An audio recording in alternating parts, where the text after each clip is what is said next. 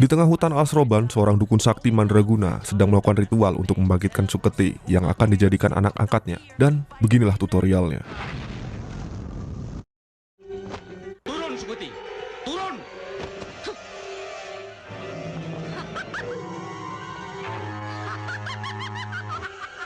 Kowe arep tak dadekke anak angkatku. Jabang bayini si Suketi ing raga sampurna. Regem semua jati. Keesokan harinya, dua orang pemburu bernama Bardo dan Hari berkeliling hutan dan menemukan sebuah kelinci. Dan ketika ingin menembak, tiba-tiba datanglah Suketi. Penasaran karena di hutan ada gadis, mereka langsung mencari tahu siapa gadis tersebut. Setelah sampai di sebuah rumah, Suketi pun keluar. Melihat Suketi, Bardo langsung kelepek-lepek. Boleh saya berkenalan? Kemudian sang ayah dan ibu Suketi datang dan menyuruh Suketi untuk berkenalan dengan Bardo. Dan jangan malu-malu. Anak kami satu-satunya. Tidak Ayo. boleh malu. Bardo Ardianto. Suketi itu anak dusun, lugu dan pemalu. Penuh daya pesona dan memikat hati. Malam harinya Bardo selalu memikirkan Suketi karena Bardo jatuh hati kepada Suketi dan langsung ingin menikahinya dan membawa dia ke kota dan mengenalkan keberadaan modern. Setelah diizinkan orang tuaku, kita ke sana. Singkatnya, Kironggo menolak lamaran Bardo. Suketi yang mendengar percakapan mereka, dia mengamuk. Saya tidak akan mengizinkan Suketi untuk menikah. Akibat hal itu, Kironggo menghampiri Suketi. Ronggo mengkhawatirkan jika kelak semua orang mengetahui siapa Suketi sebenarnya, maka akan menjadi masalah. Akibat rayon sang istri, Ronggo mengizinkan Bardo untuk menikahi Suketi, namun dengan sebuah syarat tertentu. Yang pertama, mereka harus menikah di awal suro, dan pernikahan itu dilakukan di tengah hutan tanpa kehadiran orang lain. Ya, Pak.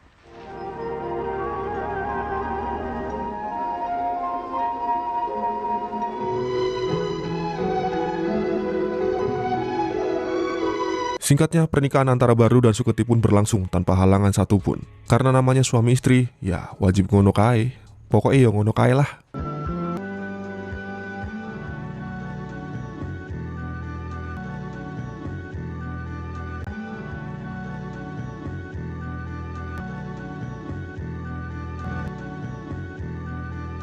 Waktu telah berlalu, kini Suketi dan Bardo mempunyai dua orang anak dan mereka sangat berbahagia.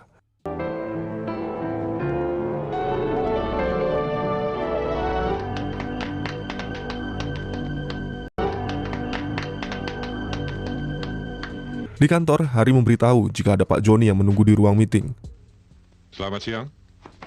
Setelah mengobrol masalah tender yang ditolak waktu itu, kedatangan Joni kemari yaitu untuk menyogok dengan cara menawarkan seonggok wanita untuk menemani Bardo. Dengan berbekal iman yang kuat, Bardo tetap menolak tender tersebut. Karena kejadian hal itu, Joni dan rekannya mempunyai rencana untuk menghancurkan perusahaan Bardo dengan meminta bantuan dukun. Dukun tersebut memberitahu bahwa kekayaan Bardo disebabkan oleh sundel bolong dan memberitahu bahwa Suketi istri Bardo adalah sundel bolong yang bereinkarnasi menjadi manusia. Adalah sundal bolong. Apa benar begitu, Mak? Setiap Bardo berpamitan untuk mencari sesuap nasi, Suketi selalu memberikan bunga mawar merah. Semerah bibirmu. Pulangnya jangan lambat, kita makan siang bersama. Ternyata Joni sudah mengawasi situasi dan langsung menuju ke rumah Bardo. Gak pakai permisi assalamualaikum, Joni beserta anak buahnya masuk ke rumah. Pas ditanya, kalian ini siapa? Mak Ija mengatakan jangan menyembunyikan wujud aslimu sundel bolong dan mengutus John untuk menangkapnya. Seret dia. Dudukkan.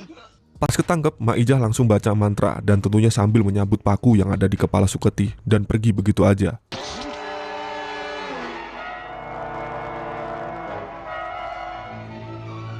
Cepat, tinggalkan tempat ini.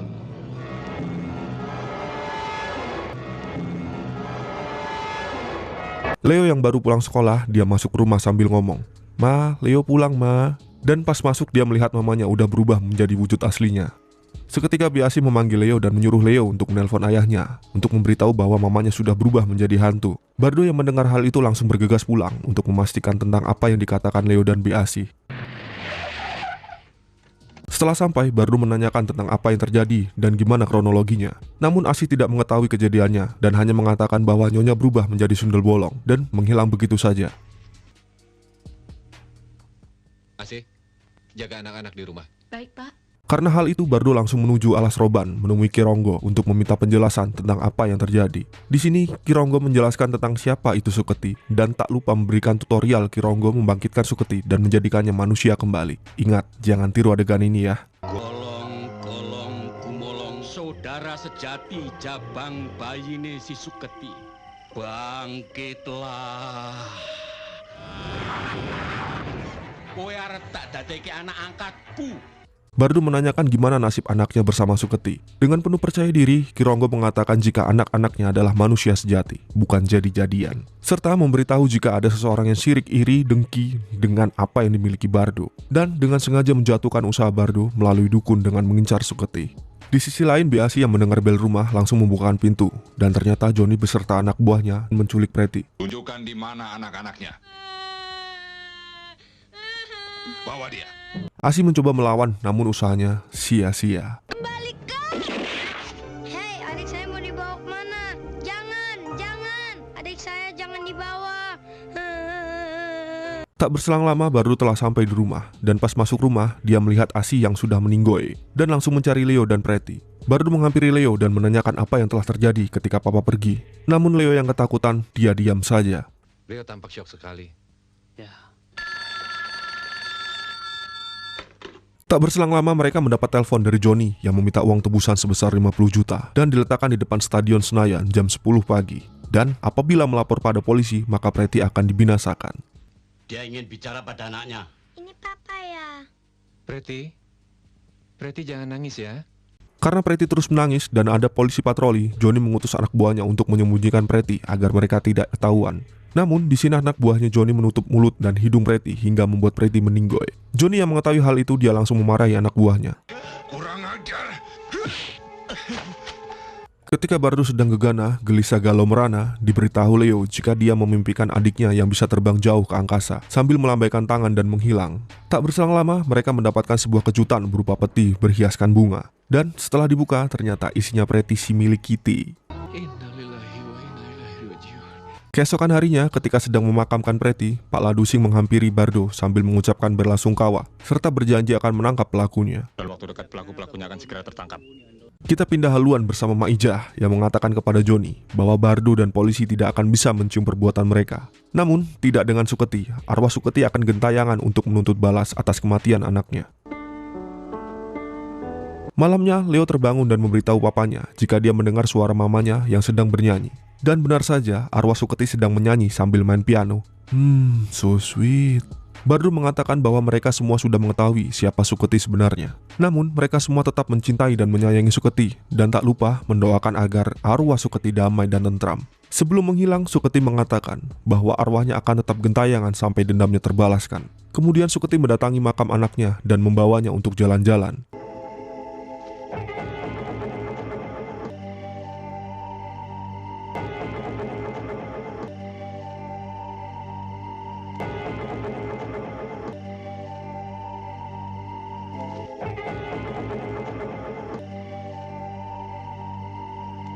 Tak berselang lama, lewatlah penjual bakpao. Suketi memanggilnya dan memesan bakpao untuk anaknya. Namun sang penjual bilang bahwa bakpaonya sudah habis.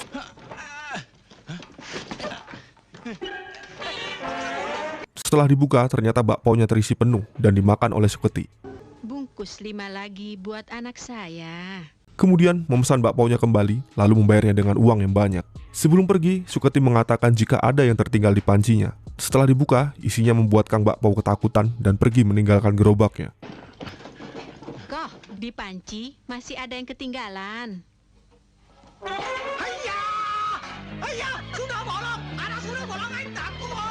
Setelah itu, anak buah Johnny yang sedang asik mendengarkan sebuah lagu didatangi Suketi. Awalnya, anak buah Johnny tidak mengetahui bahwa itu adalah Suketi. Di sini Suketi berkata, "Kau boleh lupa padaku, namun tidak dengan anakku." Seketika anak buah Johnny menembakinya, namun hal itu sia-sia. Ya, namanya juga hantu. Karena hal itu anak buah Johnny yang ketakutan, dia pergi meninggalkan Suketi. Namun, hal itu tetap sia-sia. Karena Suketi dengan mudah dan menemukannya dan langsung membunuhnya dengan cara yang dilakukan saat membunuh anaknya. Kamu jahat.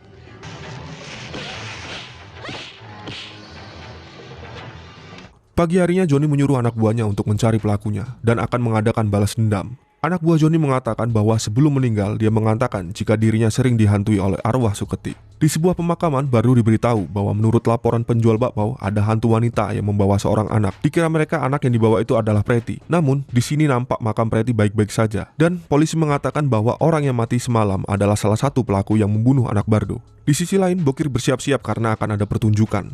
Kemudian dia didatangi Dorman dan mengajak Bokir berangkat lebih awal karena tempat pentasnya sangat jauh. Kemudian mereka berangkat dengan menggunakan kereta kuda. Bensinnya udah diisi belum? Ketika di perjalanan, mereka berhenti karena melihat Suketi yang cuanti epol. Suketi menghampiri mereka dan mengatakan bahwa Suketi sangat ngefans banget sama Mas Bokir karena Mas Bokir adalah penyanyi top Marco Top dan minta tanda tangan. Pas ditanya, adik mau kemana nih? Suketi menjawab mau nonton show-nya Mas Bokir. Karena hal itu Suketi diajak untuk naik bersama mereka. Di perjalanan Bokir bertanya, nama adik siapa? Suketi menjawab, nama kan tidak penting, nanti juga pasti tahu. Pas ditanya, kok tangannya dingin seperti es? Suketi menjawab, Biar anget, sekalian traktir minum tuak ya. setelah itu mereka sampai di lokasi dan melihat para fans Mas Bokir ruamene ora umum. Nampak semua para fans berjoget bersenang gembira saat menyaksikan pertunjukan Mas Bokir.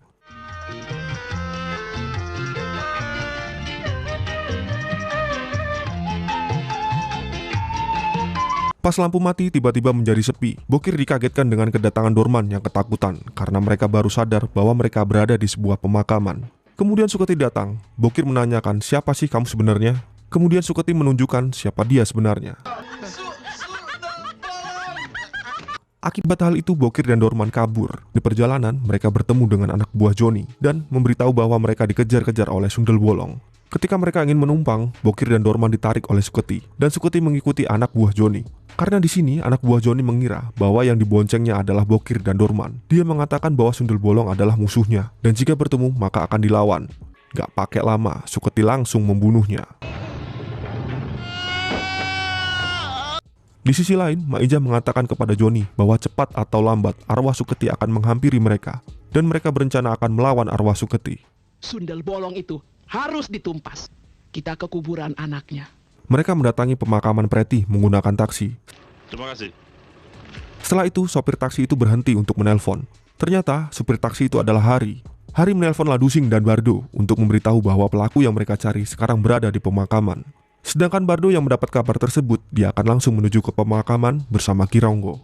Kembali di pemakaman, Suketi menghampiri Joni beserta anak buahnya. Kemudian, Maija berencana akan menjadikan Suketi menjadi manusia lagi. Setelah menjadi manusia, Suketi akan dibakar hidup-hidup. Namun, di sini Suketi melawannya dan berhasil membunuh semua anak buah Joni. Karena hal itu, Maija langsung turun tangan untuk menghadapi Suketi dan langsung berubah menjadi gak tahu tuh hewan apa.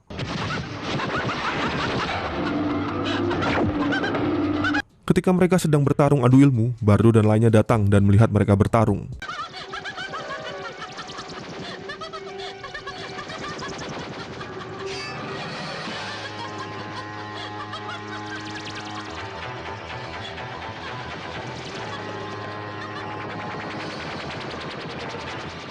Karena Maija kalah, di sini Suketi mengambil paku dan akan membinasakan Maija dan Joni. Dengan mudahnya mereka dibinasakan oleh Suketi.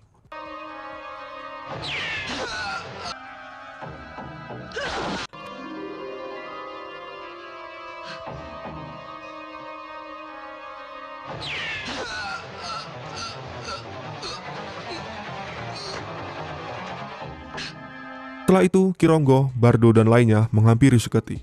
Bardo berkata, demi cintamu kepada kami, kembalilah ke alammu yang abadi. Suketi mengatakan agar Bardo menjaga anaknya dengan baik dan menasihati Leo agar jadi anak yang berguna bagi bangsa dan negara. Rio jangan nakal ya sayang ya. Selamat jalan, Uke. Setelah itu Suketi menghilang dan tamat.